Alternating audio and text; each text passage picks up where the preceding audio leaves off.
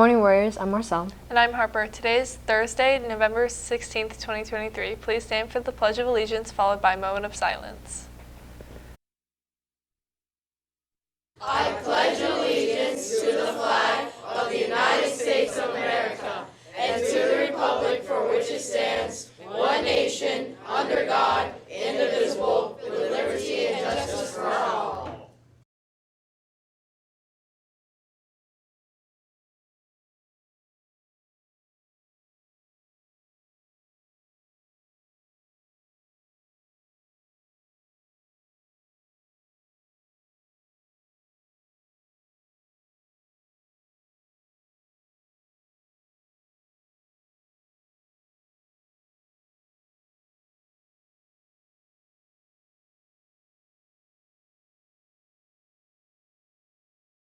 Thank you for tuning in. Let's get to the news.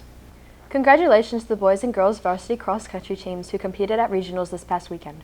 Connor Opton led the boys team, followed by Jacob Taylor, Jaden Schwetter, James Begley, Aiden Vargas, Grady O'Shea, and Chris Huaro. For the girls, top finisher Kate Hansen placed 17th overall and qualified for the state meet. She was followed by Juliet Beltram, Tony Contento, Emma Hake, Kylie Gordino, Jamie Dozer, and Jackie Bondino. Congratulations to both teams for all their hard work this season, and good luck to Katie at the state meet Friday. In the world of boys soccer, on Tuesday night, Jupiter High School's boys varsity team beat Dwyer 1-0 with a goal by Eric Garcia.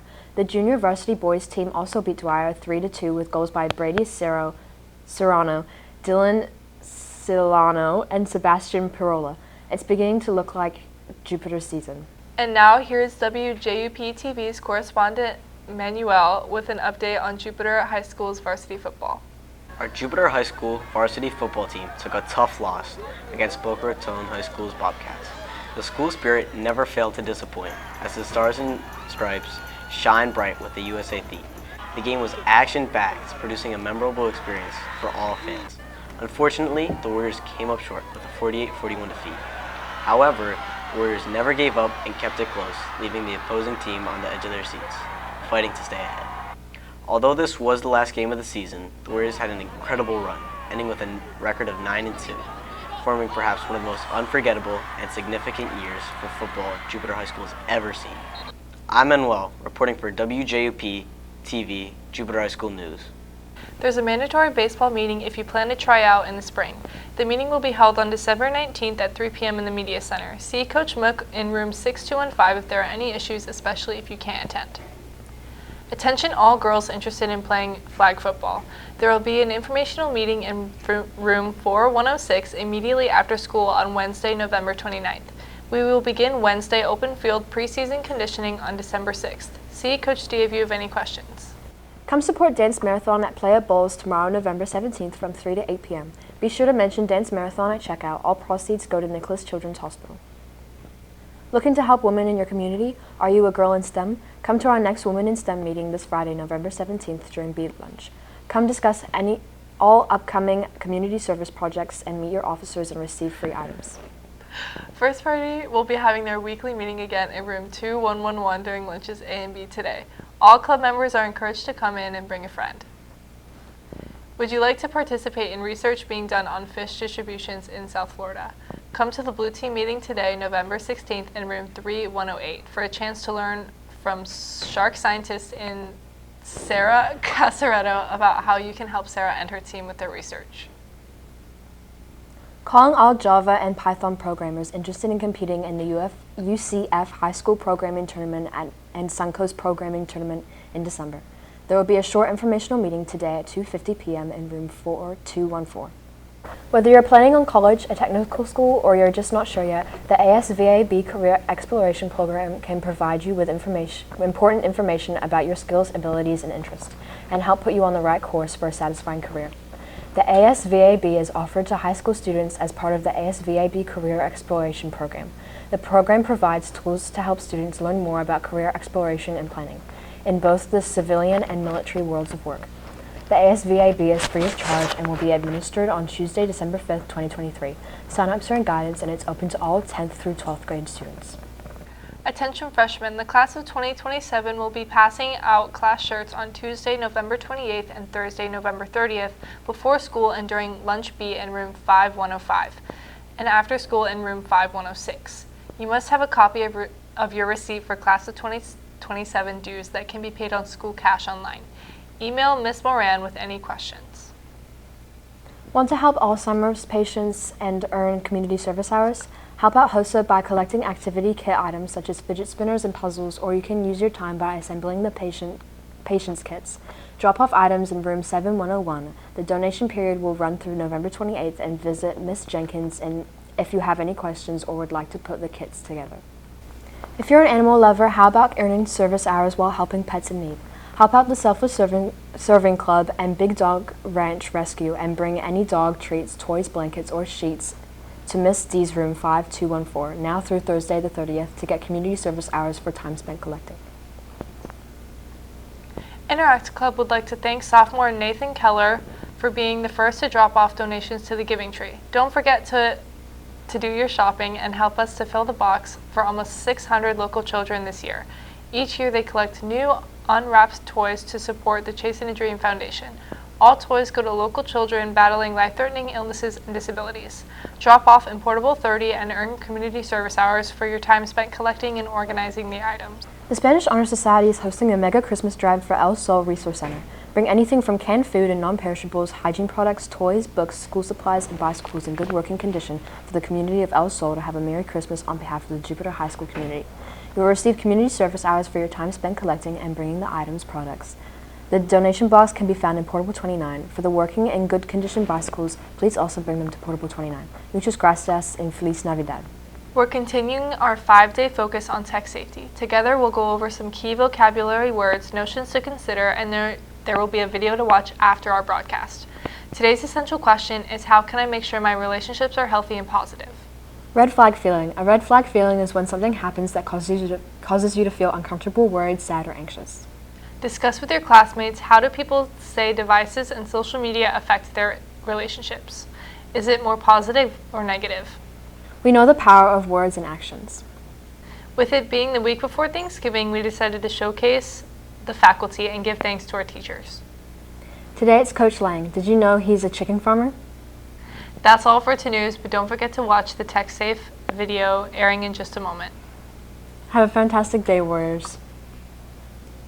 My favorite platform is usually Instagram. Probably Snapchat and regular iMessage on iPhones. We text a lot. Texting, text message, text or group chat with my friends. Group text messages, Facebook Messenger. They're always on it. I'm always with my friends, but when I'm not with them, I'm always talking to them on social media.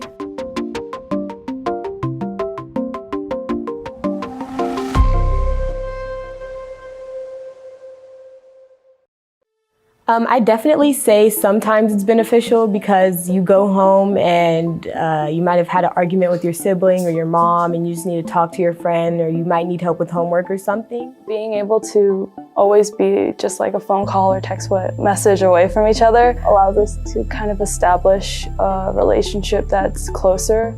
Reaching out to the person right when you need them, so that you don't have to wait until you see them at school to talk to them. That definitely brings us closer. Texting is like the easier alternative. Take out your phone and communicate with someone. There are definitely things that maybe I wouldn't tell anyone in real life that I feel more comfortable telling them on social media or online, because it's not the same as saying it to someone's face as it is to text it.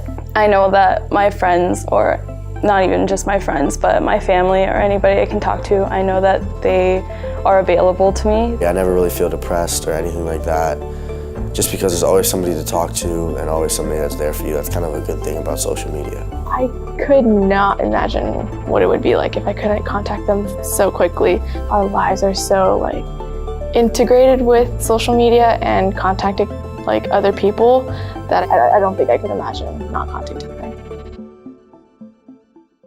There can be an invasion of space and privacy over not just social media, but all forms of modern technology. We have each other's location 24/7. Yes, there's been people that have contacted me for multiple times that have just been constant and annoying, that have just gone on my nerves. If there's someone that is constantly reaching out to you and you don't want that person to be contacting you, that can be irritating and it's kind of a hassle. I got my phone taken away from my friend texting me too much. I had to turn it off completely. Like I had to turn it off when I was in class because it just started making so much noise. I've had a friend who's contacted me way too much, and one of the downsides is that I kind of avoid that friend in real life and at school, so they feel a little neglected and it kind of hinders our friendship. There's kind of like a pressure that like if one of us doesn't like respond or like keep texting, we're gonna like not talk again. I've had a friend contact me too much to the point where I've asked them to give me some boundaries and some space. I would usually tell them in a respectful manner. Over text, you either like just flat out say it or you kind of ghost them. I used to have a friendship where we would text nonstop, like we would get to the point where we get irritated with one another. That was like nonstop, like where you at, where you at, where you at, what are you doing, what are you doing, why are you not hanging out with me, why are you not that? It got to the point where like, leave me alone. Oof. Like sometimes we could be like too much part of each other's lives, and it's not really good because we're kind of taken away from our own lives because we're constantly looking at theirs. In the beginning, some people don't understand boundaries. I would have to constantly communicate to them that I have my boundaries even through online, through social media. I don't find it as much as a problem because I've practiced it and I've learned to get better at it. I do believe that technology leads to boundary issues. I feel like technology has created a sense of a really tight-knitted community, but in a way it's too tight. I feel that when we have conversations online, it kind of takes away the magic from talking face to face. It definitely can get a little overwhelming, and it makes it difficult to hold conversations in real life because you talk about everything over social media or through your phones. And then if we do talk about something, it's normally like social media related, or we have to like pull out our phones to talk about it, so you don't really get to be in the moment with your friend because you're on your phone.